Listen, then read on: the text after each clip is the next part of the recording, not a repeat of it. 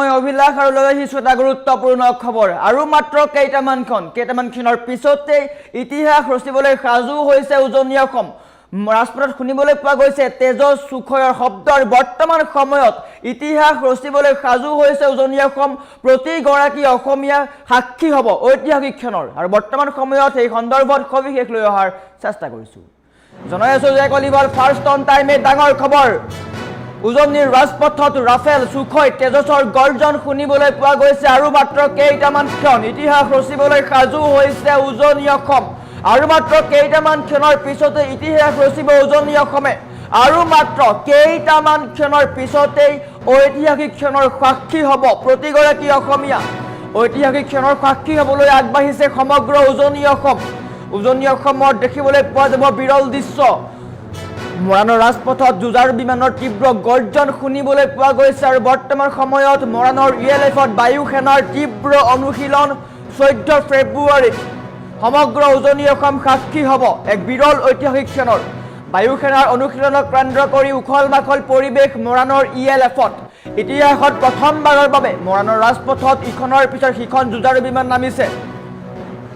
Rafale সুখয় আৰু তেজসৰ দৰে শক্তিশালী যুদ্ধ বিমানেৰে কঁপি উঠিছে মৰাণৰ মাটি আৰু মৰাণত প্ৰদৰ্শন কৰা হ'ব এয়াৰ শ্ব' তাৰ কাৰণে সাজু হৈছে সকলো আৰু মাত্ৰ কেইটামান ক্ষণ 14 ফেব্ৰুৱাৰীত উপস্থিত হ'ব প্ৰধানমন্ত্ৰী আৰু সেইদিনাই ঐতিহাসিক ক্ষণৰ সাক্ষী হ'ব প্ৰতিগৰাকী অসমীয়া 14 ফেব্ৰুৱাৰীত মৰাণৰ এই ইএলএফতেই অৱতৰণ কৰিব মোদী আৰু সেই তাতেই এয়াৰ শ্ব' হ'ব আৰু ঐতিহাসিক মুহূৰ্তৰ সাক্ষী হ'ব প্ৰধানমন্ত্ৰী নৰেন্দ্ৰ মোদীও আৰু বৰ্তমান সময়ত দেখুৱাই আছোঁ দৃশ্যাংশ এনেকৈ ইখনৰ পিছত সিখন যুঁজাৰ বিমান নামিছে আৰু মাত্ৰ কেইটামান ক্ষণৰ পিছতেই প্ৰতিগৰাকী উজনি অসমৰ লোকে সাক্ষী হ'ব ঐতিহাসিক ক্ষণৰ এনেকৈ ইখনৰ পিছত সিখন যুঁজাৰ বিমান দেখিবলৈ পোৱা গৈছে ৰাফেল সুখয় তেজসৰ দৰে শক্তিশালী যুদ্ধ বিমান দেখিবলৈ পোৱা গৈছে উজনি অসমত কাহানিও নেদেখা দৃশ্য কাহানিও নুশুনা কথা প্ৰতিগৰাকী উজনি অসমীয়া লোকৰ কাৰণে বৰ্তমান সময়ত এটা গুৰুত্বপূৰ্ণ খবৰ কেইবাটাও দৃশ্যাংশ আছে আমাৰ ওচৰত দেখুৱাম আৰু বৰ্তমান এনেকৈ ইখনৰ পিছত সিখন যুঁজাৰ বিমান নহা দেখিবলৈ পোৱা গৈছে সাজু হৈছে 14 তাৰিখৰ কাৰণে আৰু 14 তাৰিখে প্ৰতিগৰাকী অসমীয়া এক ঐতিহাসিক ক্ষণৰ সাক্ষী হ'ব আৰু মাত্ৰ কেইটামান ক্ষণ সাজু হওক আপুনিও এনেকৈ বিৰল যুদ্ধ জাহাজ দেখিবলৈ পোৱা যাব ৰাফেল সুখয় তেজস মিৰাজ বৃহৎ যুদ্ধ জাহাজ দেখিবলৈ পোৱা যাব গতিকে সকলো সাজু হৈছে আৰু মাত্ৰ কেইটামান ক্ষণৰ পিছতেই উজনি অসমে নতুন ইতিহাস ৰচিব এনেকৈ অনুশীলন চলাতে পুৱাৰে পৰা অনুশীলন চলি আছে 14 তাৰিখে ইতিহাস ৰচনা কৰিব সমগ্ৰ অসমবাসী সাক্ষী হ'ব এই বৃহৎ ক্ষণৰ আৰু সাজু হওক আপুনিও প্ৰতিগৰাকী অসমীয়া সাজু হওক আৰু মাত্ৰ কেইটামান ক্ষণৰ পিছতেই প্ৰতিগৰাকী অসমীয়া এক নতুন ইতিহাসৰ সাক্ষী হ'ব বিশেষকৈ উজনি অসমৰ যিসকল লোক আছে তেওঁলোক সাক্ষী হ'ব এই বিশেষ ক্ষণৰ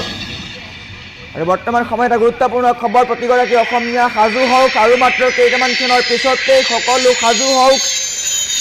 মৰাণৰ ৰাজপথত দেখিবলৈ পোৱা যাব সুখয় মিৰাজ তেজসৰ দৰে যুদ্ধ জাহাজ আৰু বৰ্তমান সময়ত অনুশীলন চলি আছে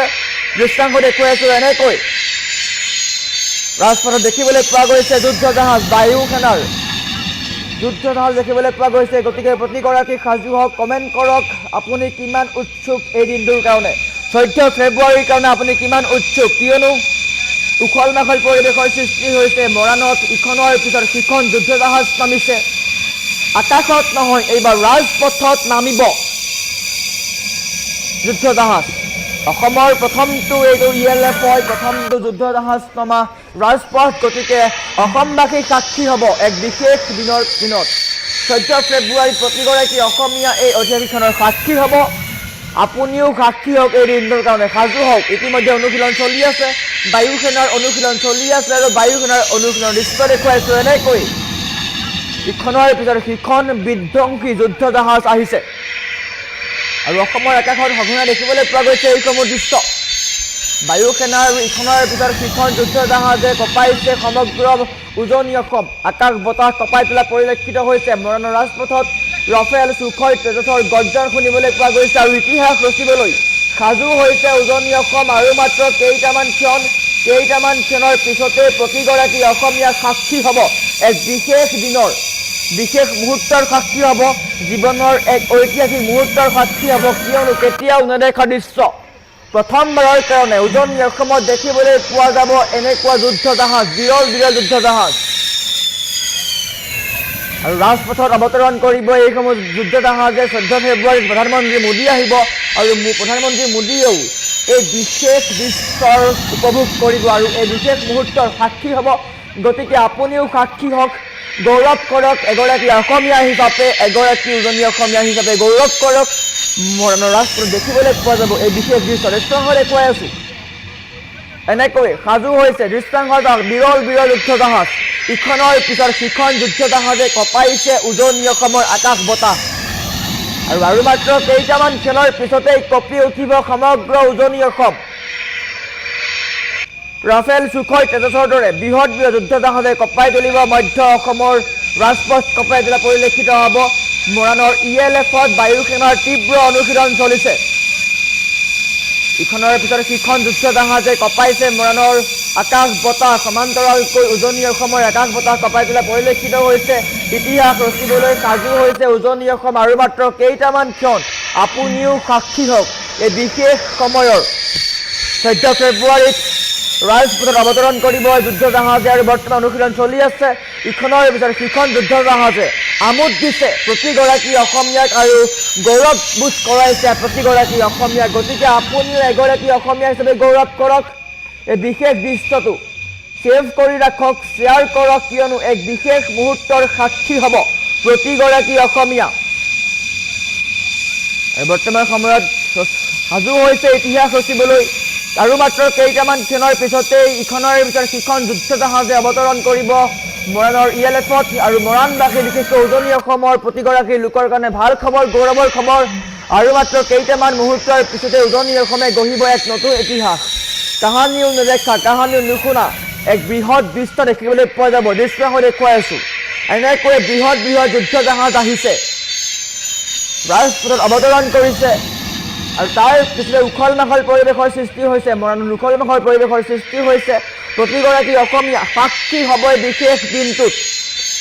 দৃশ্যাংশ দেখুৱাইছে এনেকৈ সুখয় ৰাফেল তেজস মিৰাজ সকলোবোৰ নামিব পাকিস্তানৰ সৈতে যুদ্ধত ব্যৱহাৰ হোৱা সকলো যুদ্ধ জাহাজ নামিব ইয়াত ভাৰত পাকিস্তানৰ যুদ্ধৰ সময়ত যিসমূহ যুদ্ধ জাহাজ ব্যৱহাৰ হৈছিলে তেজস সুখয় মিৰাজ সকলো অৱতৰণ কৰিব মৰাণৰ ৰাজপথত আৰু এনেকৈ বিৰল বিৰল যুদ্ধ জাহাজ দেখুৱাই আছোঁ এক বৃহৎ যুদ্ধ জাহাজ